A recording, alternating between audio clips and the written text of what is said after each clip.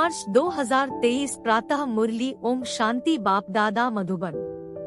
मीठे बच्चे, बाप के बने हो तो फर्स्ट नंबर लेने का पुरुषार्थ करो। मम्मा बाबा को फॉलो करने से, पढ़ाई पर ध्यान देने से नंबर फर्स्ट आ जाएंगे। प्रश्न: मन्मत पर किए हुए कर्मों की रिजल्ट और श्रीमत पर किए हुए कर्मों की रिजल्ट में अंतर क्या है? उत्तर: जो अपनी मत पर कर्म करते हैं उन्हें आगे चलकर कर्म कूटने पड़ते, दुखी होते रहते हैं।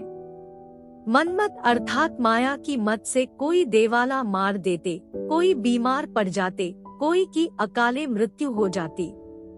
यह सब है कर्म कूटना।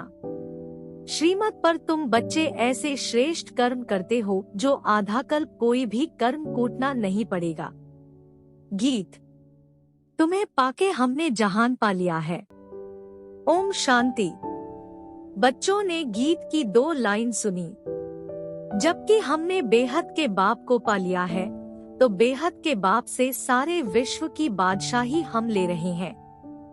यह तो बिल्कुल साधारण बुद्धि से भी समझ सकते हैं कि भारत में जब देवी देवताओं का राज्य था तो और कोई धर्म नहीं था, लक्ष्मी नारायण का ही घराना था। जैसे एडवर्ड दी फर्स्ट, सेकेंड राजाई चलती है ना, वह है यूनाइटेड किंगडम में।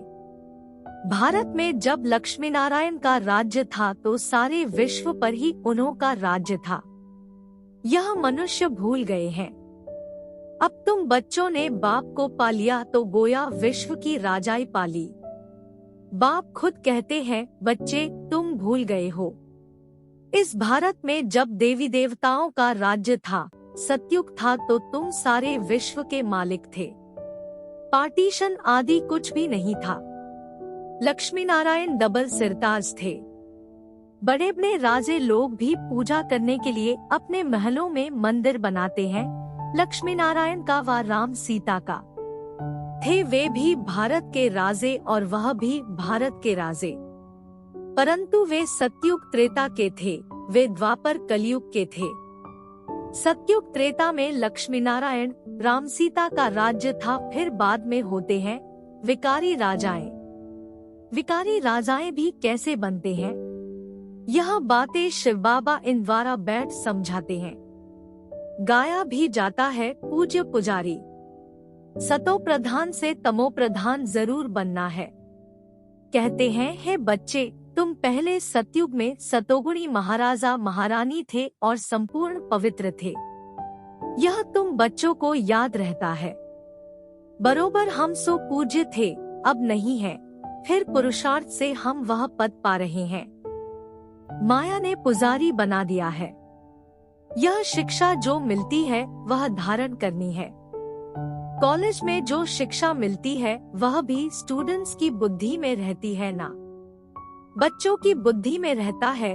हम भारतवासी सो देवता थे। कल पहले भी बाप ने आकर राजयोग सिखाया था। मुख्य है ही गीता की बात। जब कोई मिले तो बोलो, गीता कब सुनी व पढ़ी है? उसमें लिखा हुआ है भगवानुवाच। तो कैसे सुनाते हैं? कब सुना है? भगवान पढ़ाते हैं। एक गीता में ही भगवानुवाच है। तुम बच्चे जानते हो, भगवान ने राजयोग सिखाया था और कहा था, मैं तुमको राजाओं का राजा बनाऊंगा। उन्होंने फिर श्री कृष्ण का नाम दे दिया है। अब श्री कृष्ण तो सतयुग का प्रिंस था। श्री कृष्ण ने यह पद पाया है अपने बाप से। कृष्ण कोई अकेला नहीं था। लक्ष्मी नारायण की राजधानी थी जो अब फिर से स्थापन हो रही है। तो तुम बच्चों की बुद्धि में यह आना चाहिए। 5000 वर्ष पहले भी भगवान ने ऐसे पढ़ाया था। भगवान नॉलेजफुल, ब्लिसफुल है। श्री कृष्ण को नॉलेजफुल, ब्लिसफुल आदि यह टाइटल नहीं देंगे। बाप सारी सृष्टि पर तत्वों सहित सब पर ब्लिस करते हैं। सो तो सिवाय परमपिता परमात्मा के और कोई कर ना सके। ब्लिस अर्थात मेहर। यहाँ तो देखो, तत्व आदि सब तमो प्रधान है। बरसात पड़ती है तो नुकसान कर देती, तूफान लगते रहते हैं। यह सब बेकायदे हुआ ना। सतयुग में कोई भी बेकायदे बात होती नहीं जो नुकसान आदि हो। खेती टाइम पर तैयार होगी, टाइम पर पानी मिलेगा, वहाँ कोई उपद्रव होते नहीं। यह माया के उपद्रव हैं जो दुखी करते हैं। माया का भी अर्थ मनुष्य नहीं जानते। अब तुम समझते हो बाप को कहा ही जाता है परमपिता परमात्मा यानी परम आत्मा। बोलना भी ऐसे चाहिए, एक्यूरेट। बाप कहते हैं मैं तुमको ऐसे कर्म सिखलाता हूँ जो तुमको कभी कर्म कूटने नहीं पड़ेंगे। मनमत पर चलने से हर एक मनुष्य कर्म कूटते हैं ना। बुखार खांसी हुई यह भी कर्म भोग है। देवाला मारा यह भी कर्मों को कूटना हुआ। तुमको बाप श्रेष्ठ कर्म सिखलाते हैं। जो भी जितना सीखेंगे उतना ऊंच पद स्वर्ग में पाएंगे। जैसे नाटक में कोई तो स्पेशल रिजर्व सीट लेते हैं, फिर नंबरवार सेकेंड क्लास थर्ड क्लास होती है। अच्छे आदमी नजदीक में सीट लेते हैं, तो पढ़ाई में भी नंबरवार होते हैं। बाप कहते हैं मैं तुमको मालिक बनाने आया हूँ। जितना जो पढ़ेगा, पढ़ाई बहुत सिंपल है। पढ़ाने वाला है निराकार। उनका नाम व्यास व श्री कृष्ण आदि नहीं है। उन सबके तो चित्र है। ब्रह्मा का भी चित्र है, श्री कृष्ण का भी चित्र है। सूक्ष्म व स्थूल चित्र है, तो उनको भगवान नहीं कह सकते। भगवान एक ही है जिसको शिव कहते हैं। भल मंदिर कितने भी हैं, परंतु नाम असुल एक ही है, वह कब बदल नहीं सकता। वह है निराकार परमपिता परमात्मा। यह किसने कहा? निराकार आत्मा कहती है कि परमपिता परम आत्मा परमधाम में रहते हैं। हम आत्मा उनकी संतान है। हम भी वहाँ से आए हैं पाठ बजाने। अब एक एक्टर की बायोग्राफी तो नहीं बताएंगे, मुख्य की ही बताई जाती है। यहाँ भी बड़े बड़े आदमियों की बायोग्राफी बताते हैं ना। अब सारी बेहद सृष्टि में ऊंचते ऊंच मनुष्य कौन है? ड्रामा में ऊंचते ऊंच पार्ट किसका है? यह भी समझना चाहिए। हम एक्टर्स को बाप बैठ समझाते हैं। क्रिएटर डायरेक्टर बाप ही है। शिव बाबा डायरेक्शन देते हैं ब्रह्मा को कि तुमको देवी देवता धर्म की स्थापना करनी है। स्थापना कर फिर तुमको जाकर पालना करनी है। हम नहीं करेंगे। तुमको सिखलाते हैं, डायरेक्शन देते हैं ना। करन क्रावनहार है ना, खुद करते भी है। नॉलेज सुनाते हैं और तुमसे कराते भी है ना। श्रीमत मिलती है यह करो। ड्रामा अनुसार ब्रह्मा यह स्थापना कर फिर राज्य करेंगे। ब्राह्मण ब्राह्मणियां भी राज्य करेंगे। तो बाप समझाते हैं मैं निराकार एक हूँ और सब साकारी है। अब वह निराकार परमपिता परमात्मा आत्माओं को मत देते हैं। आत्मा इन कानों से सुनती है, मुख से बोलती है। तो सबसे मुख्य हुआ परमपिता परमात्मा, फिर ब्रह्मा विष्णु शंकर सूक्ष्मवतन वासी, फिर संगमयुग पर है जगदम्बा सरस्वती और जगत पिता ब्रह्मा। यह बड़े ते बड़े हुए ना। इन द्वारा रचना होती है। तुम सब मिलकर भारत को स्वर्ग बनाते हो। बाप की मदद से तुम मनुष्य को देवता बनाते हो। सतयुग में होते हैं दैवी संप्रदाय। बाप कहते हैं हम तुमको ऐसे कर्म सिखलाते हैं जो कभी दुखी नहीं होंगे। अब सारा मदार है तुम्हारे पुरुषार्थ पर। चाहे बाप का बन फर्स्ट क्लास टिकट लो, सूर्यवंशी बनो, चाहे चंद्रवंशी बनो। यह तो जानते हो तुम्हारे मम्मा बाबा सबसे जास्ती पुरुषार्थ करते हैं, सर्विस करते हैं। वह तो महारानी महाराजा बनेंगे। तुम उन्हों की गद्दी पकड़ेंगे ना या नापास हो जाएंगे। जगत अम्बा का कितना नाम है। सरस्वती है ब्रह्मा की बेटी, तो दोनों का मंदिर अलग अलग कर दिया है। ब्रह्मा का भी अजमेर में बड़ा मंदिर है। वह है जगत पिता, वह जगत माता, जगत को रचने वाले।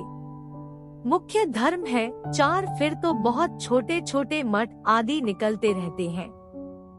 आपस में लड़ते झगड़ते रहते हैं, क्योंकि पार्टीशन है बहुत, जहाँ तहाँ झगड़ा लगा पड़ा है। सतयुग में तो ऐसे नहीं होता। तो बाप समझाते हैं, मीठे लाडले बच्चे, इस ड्रामा को समझना है। यह तो जानते हैं हम आत्मा परमधाम से आती है, गर्भ में चोला धारण कर हम पाठ बजाते हैं। अभी पाठ पूरा हुआ है, फिर यह शरीर छोड़ अशरीरी होकर जाना है। बाप आया हुआ है, शिव जयंती भी है।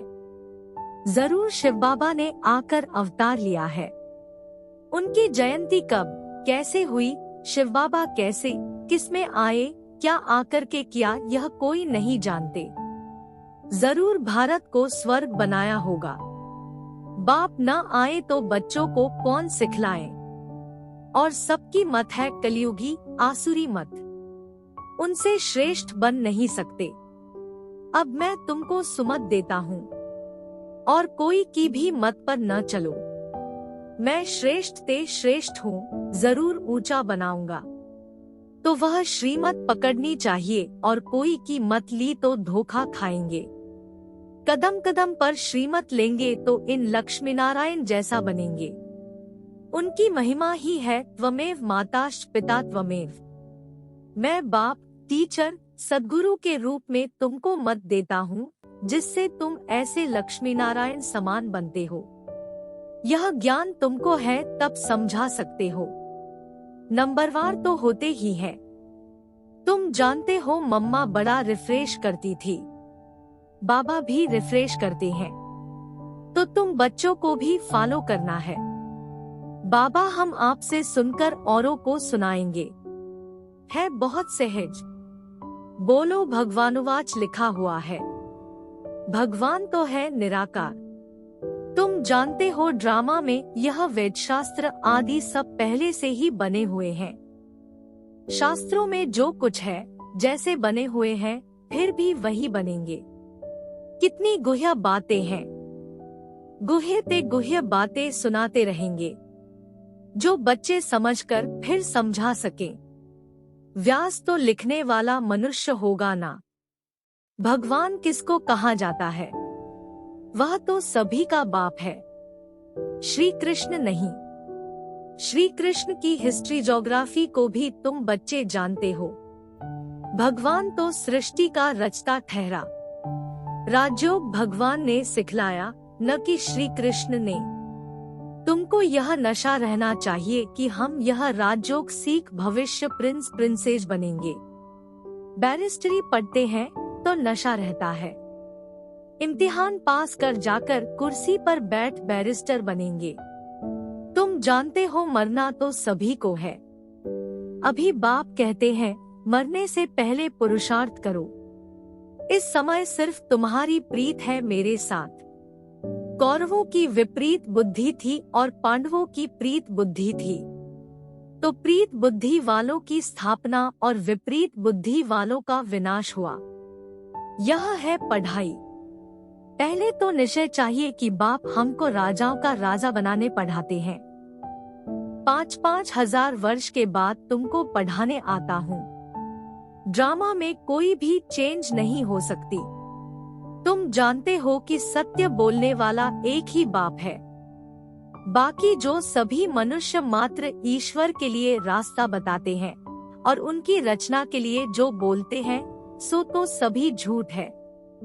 मनुष्य समझते भी है, परंतु अभी तक प्रभाव निकलने का समय नहीं है, तो देरी लगेगी। ट्रेन तो अपने टाइम पर पहुंचेगी ना। 8 के बदले 2 बजे तो नहीं पहुंचेगी। हम यह पुरुषार्थ करते करते समझते हैं अभी जल्दी स्वर्ग में चले जाएं। परंतु बाबा स्टेशन मास्टर कहते हैं कि फ्लैग डाउन व सिग्नल नहीं है, अजुन देरी है। राजाई स्थापन हो जाए तब तो चलेंगे ना। बहुत बच्चे कहते हैं बाबा यहाँ रहकर हम तंग हो गए हैं। बाबा कहते हैं यह तो तुम्हारा नंबर 1 जन्म है, इसमें तुम्हें कभी तंग नहीं होना है। वंदे मातरम गाया हुआ है। तुमको योग बल से सारे विश्व को पावन बनाना है। अच्छा, मीठे मीठे सिकिलधे रूहानी बच्चों प्रति माता पिता बाप दादा का याद प्यार और गुड मॉर्निंग। रूहानी बाप की रूहानी बच्चों को नमस्ते। धारणा के लिए मुख्य सार। 1. इस विनाश काल में एक बाप से सच्ची प्रीत रखनी है। सदा इसी नशे में रहना है कि हम राजयोग सीख भविष्य प्रिंस प्रिंसेस बनेंगे। 2. योग बल से सारे विश्व को पावन बनाने की सेवा करनी है। इस नंबर 1 जन्म से कभी भी तंग नहीं होना है। वरदान। स्नेह और भावना के बंधन में भगवान को भी बांधने वाले गायन योग्य भाव। भक्ति मार्ग में गायन है कि गोपियों ने भगवान को भी बंधन में बांध दिया। यह है स्नेह और भावना का बंधन जो चरित्र रूप में गाया जाता है। आप बच्चे इस समय बेहद के कल्प वृक्ष में स्नेह और भावना की रस्सी से बाप को भी बांध देते हो। इसका ही गायन भक्ति मार्ग में चलता है।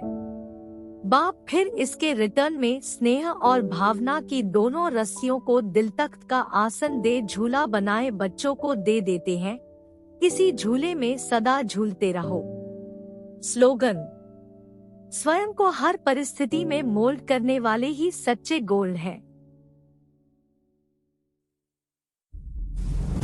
कृपया आज की मुरली पर लाइक, कमेंट और चैनल को सब्सक्राइब